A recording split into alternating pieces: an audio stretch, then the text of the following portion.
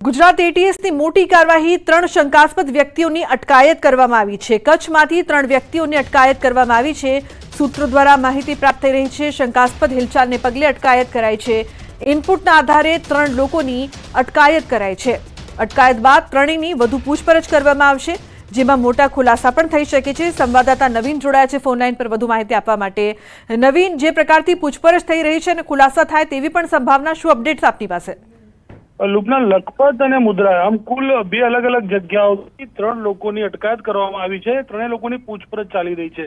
સૂત્રો પાસેથી મળતી માહિતી પ્રમાણે તેમના જે કોલ હતા તે પાકિસ્તાનમાં થયેલા છે અવારનવાર, જેને લઈને શંકાસ્પદ લાગતા ગુજરાત એટીએસે તેમને બોલાવીને અને તેમની પૂછપરછ હાથ ધરી છે કે તે લોકો કોની જોડે વાત કરતા હતા, જો કોઈ સગા છે, કોણ છે, શું છે, તમામ પ્રકારની માહિતી એકત્રિત કરવાનું કામ જે છે તે પોલીસ દ્વારા, એટીએસ દ્વારા કરવામાં આવી રહ્યું છે। અને અત્યારે એ લોકોની પૂછપરછ ચાલી રહી છે અને પૂછપરછ બાદ અન્ય બાબતો સામે આવી શકે તેમ છે। લુબના જી બિલકુલ નવીન, આભાર આ સમગ્ર માહિતી બદલ। તો ગુજરાત એટીએસની મોટી કાર્યવાહી। મહીસાગરના બાલાસિનોરના 3 યુવકો થાઈલેન્ડમાં ફસાયાના મામલે સહાયતા કરવા વિદેશ મંત્રાલયમાં રજૂઆત કરાઈ છે। ન્યૂઝ 18ના અહેવાલ બાદ પંચમહાલ સાંસદ દ્વારા વિદેશ મંત્રાલયને લેખિતમાં રજૂઆત કરાઈ છે। સાંસદ રાજપાલસિંહ જાદવે ફસાયેલા 3 યુવકો માટે તાત્કાલિક સહાયતા માટે કેન્દ્ર સરકારને રજૂઆત કરી છે। આ 3 યુવાનો સુરક્ષિત પરત આવે તો સુનિશ્ચિત કરવા દિલ્હી કાર્યાલય ખાતે રૂબરૂ પત્ર આપીને રજૂઆત કરાઈ છે। ત્યારે પરિવારના લોકો કહી રહ્યા છે કે એક જ કુટુંબના 3 યુવકો થાઈલેન્ડથી તેમનું અપહરણ કરવામાં આવ્યું હતું।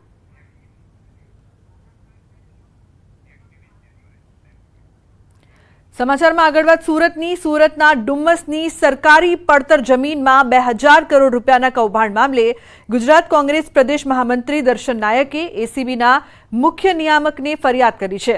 તેમજ સુરતના તત્કાલીન અને સસ્પેન્ડેડ કલેક્ટર આયુષ ઓક સહિત જવાબદાર અધિકારીઓ સામે યોગ્ય તપાસ અને ગુનો દાખલ કરવાની માંગ કરી છે। ડુમ્મસની સરકારી પડતર જમીનમાં ગણોતિયા તરીકે કૃષ્ણમુખલાલ ભગવાનદાસ નામના ખાનગી વ્યક્તિનું નામ દાખલ કરાયું હતું। 2015ના તત્કાલીન કલેક્ટર રાજેન્દ્ર કુમારના હુકમ વિરુદ્ધ સસ્પેન્ડેડ કલેક્ટર આયુષ ઓકે ગણોતિયા તરીકે હુકમ કર્યો હતો।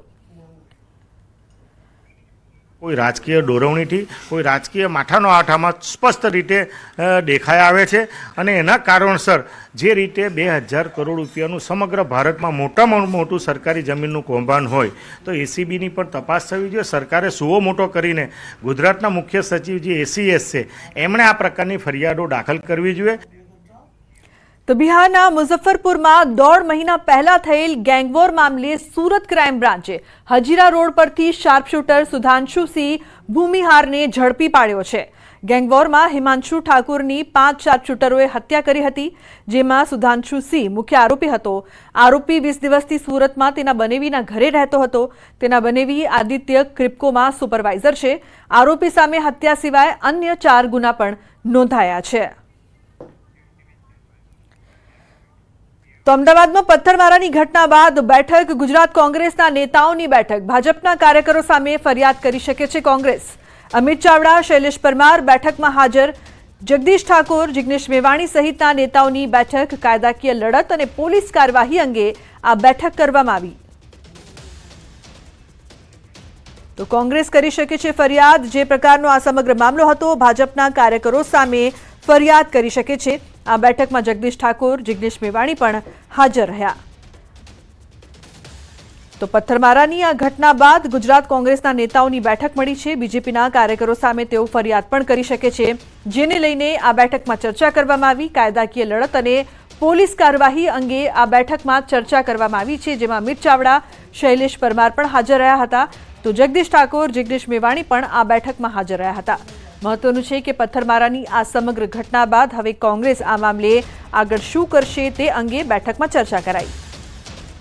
ફોનલાઈન પર સંવાદદાતા પ્રણવ જોડાયા છે। પ્રણવ, કોંગ્રેસની આ બેઠક હતી, આગળ કાયદાકીય લડતની વાત કરવામાં આવી રહી છે, શું ચર્ચા બેઠકમાં? આલુમને માની શકાય જે રીતે રાહુલ ગાંધીએ લોકસભામાં નિવેદન આપ્યું ત્યારબાદ એક વિવાદ થયો અને તેના જ કારણે ગઈકાલે કોંગ્રેસ કાર્યાલય ખાતે ભારતીય જનતા પાર્ટી અને કોંગ્રેસના કાર્યકર્તાઓ વચ્ચે પથ્થરમારો થયો, તોડફોડ થઈ, અનેક સામે ગુનો પણ નોંધાયો છે। ત્યારે ભારતીય જનતા પાર્ટી તરફથી કોંગ્રેસ પાર્ટીના 250થી વધુ કાર્યકર્તાઓ સામે નામજોગ ફરિયાદ નોંધાઈ છે। ત્યારે હવે કોંગ્રેસ પાર્ટી પણ હવે ભારતીય જનતા પાર્ટી સામે નામજોગ ફરિયાદ નોંધાવા જઈ રહી છે. તેને લઈને જ કોંગ્રેસના જે વરિષ્ઠ નેતાઓ છે, અમિત ચાવડા, શૈલેષ પરમાર, તમામ નેતાઓ વચ્ચે એક બેઠક મળી રહી છે અને ત્યારબાદ તમામ જે સિનિયર નેતાઓ છે એ જે કહી શકાય કે એલબીએસ પોલીસ સ્ટેશન પર પહોંચ્યા હતા અને એફઆઈઆર ની કોપી લઈને અન્ય નવી કલમો એડ કરીને સામી ફરિયાદ કોંગ્રેસ પાર્ટી પણ અહીં નોંધાવશે. કારણ કે પોલીસ તરફથી 5 લોકોની અટકાયત કોંગ્રેસના જે કાર્યકર્તાઓ તેની કરવામાં આવી છે. હજુ ભારતીય જનતા પાર્ટી સામે કોઈ ફરિયાદ નથી, ત્યારે હવે ભારતીય જનતા પાર્ટી સામે ફરિયાદ થાય તેને લઈને પણ તજવીજ કોંગ્રેસ પાર્ટીએ હાથ ધરી છે. જી બિલકુલ પ્રણવ, આભાર આ સમગ્ર માહિતી બદલ. પથ્થરમારાની ઘટના બાદ આ બેઠકમાં ચર્ચા.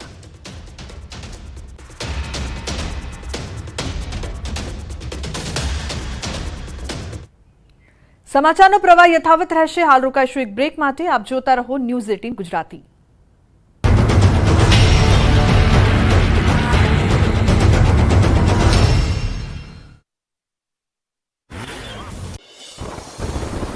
ઉપરવાસમાં ભારે વરસાદથી પાલીતાણાના શેત્રુંજી ડેમમાં નવા નીરની આવક. શેત્રુંજી ડેમમાં હાલ 4181 ક્યુસેક પાણીની આવક 16 ફૂટ સુધી પહોંચી. ડેમની જળસપાટી.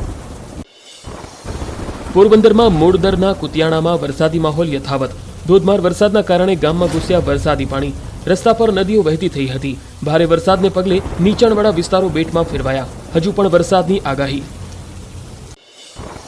જૂનાગઢ જિલ્લામાં મેઘરાજાએ મુશળધાર બેટિંગ કરી. વંથલીમાં એક જ દિવસમાં ખાબક્યો 14.4 ઇંચ વરસાદ, જ્યારે વિસાવદરમાં 13.4 ઇંચ, જૂનાગઢ ગ્રામ્ય અને શહેરમાં 11.9 ઇંચ વરસાદ. ગીર સોમનાથમાં તાલાલાની હિરણ નદીમાં આવ્યું પૂર. મુશળધાર વરસાદ પડતા હિરણ નદી 2 કાંઠે વહેતી થઈ. ગીરના જંગલ અને ગામડાઓમાં 7 ઇંચ વરસાદ ખાબકતા પૂરની સ્થિતિ સર્જાઈ. ગીર સોમનાથના પ્રાચી તીર્થનું માધવરાય મંદિર સરસ્વતી નદીના પાણીમાં ગરકાવ. સિઝનમાં પ્રથમવાર મંદિર પાણીમાં ગરકાવ. તાલાળા ગીરમાં ભારે વરસાદ થતા સરસ્વતી નદીમાં પૂર. હવામાન વિભાગની આગાહીને લઈ બનાસકાંઠામાં વરસાદી માહોલ. થરાદમાં ધોધમાર વરસાદ પડતા રસ્તા પર ભરાયા પાણી. મુખ્ય બજારમાં પાણી ભરાતા વાહન ચાલકો અને રાહદારીઓ પરેશાન.